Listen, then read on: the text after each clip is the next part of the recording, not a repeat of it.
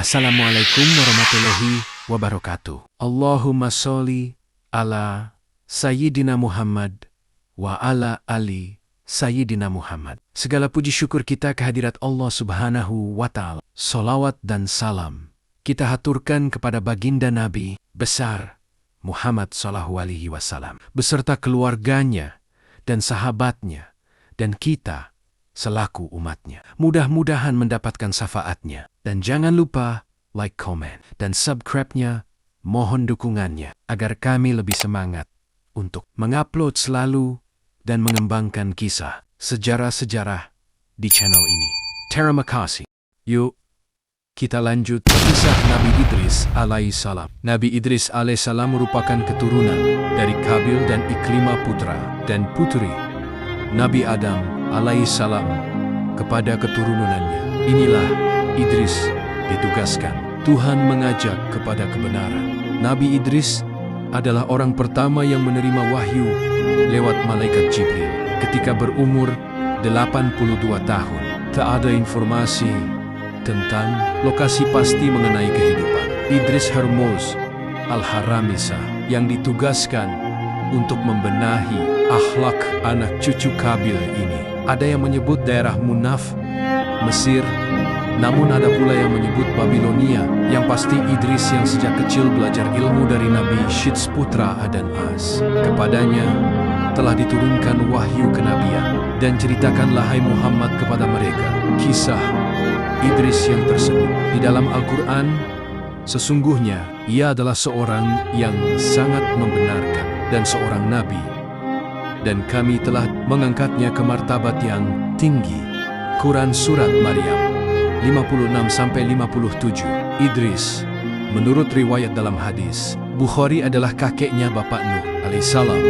Berarti Nabi Idris merupakan generasi ke-6 dari Adam, mengingat Nuh sendiri sebagai keturunan ke-10 dari Adam alaihissalam. Kelebihan Nabi Idris alaihissalam. Nabi Idris alaihissalam memiliki beberapa kelebihan alias mukjizat dari Tuhan.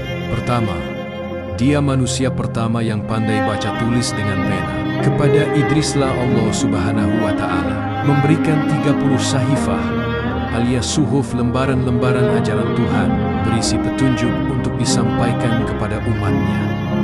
Nabi Idris diberi bermukam-mukam pengetahuan mulai dari merancak merawat kuda, ilmu perbintangan falak, sampai ilmu berhitung alias matematika. Ketiga, nama Nabi Idris sendiri berasal dari kata darasa yang artinya belajar. Idris memang sangat rajin mengkaji ajaran Allah, suatu yang diturunkan kepada Adam dan Nabi Syits, bahkan yang langsung kepada dirinya. Nabi Idris juga sangat tekun mengkaji fenomena alam semesta, yang semua merupakan ayat dan pertanda dari Nabi Idris alaihissalam. Ialah orang yang pertama pandai memotong dan menjahit pakaiannya. Orang-orang sebelumnya konon hanya mengenakan kulit binatang secara sederhana dan apa adanya untuk dijadikan penutup aurat. Idris yang haus akan ilmu pengetahuan sehari-hari memang disibukkan oleh berbagai kepentingan, namun ia tetap selalu ingat kepada Tuhan.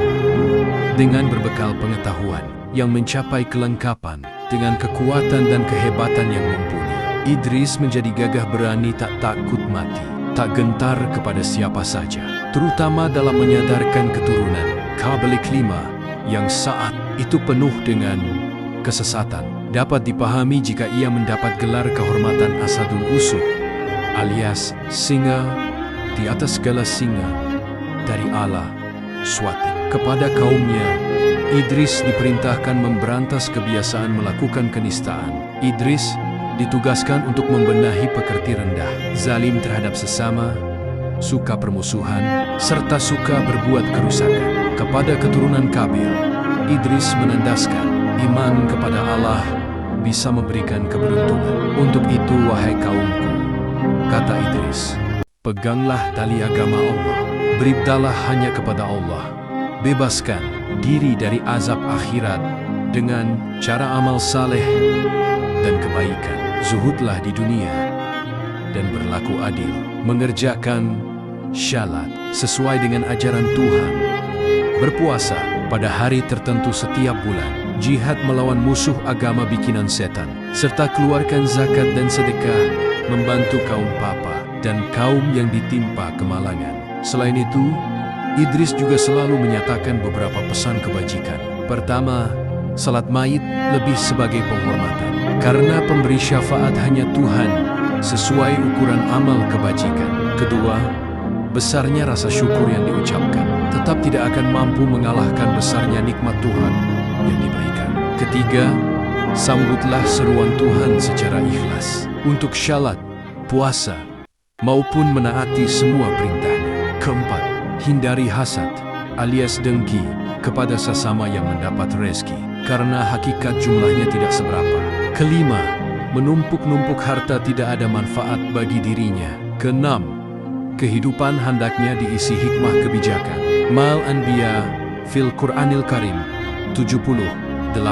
Semoga kita bisa mengambil hikmahnya di dalam sejarah ini dan menjadi hamba Allah yang soleh taat kepadanya dan Rasul-Rasulnya. Sekian dari kami, semoga bermanfaat. Wa'allahu alam. Bisawab. Wassalam.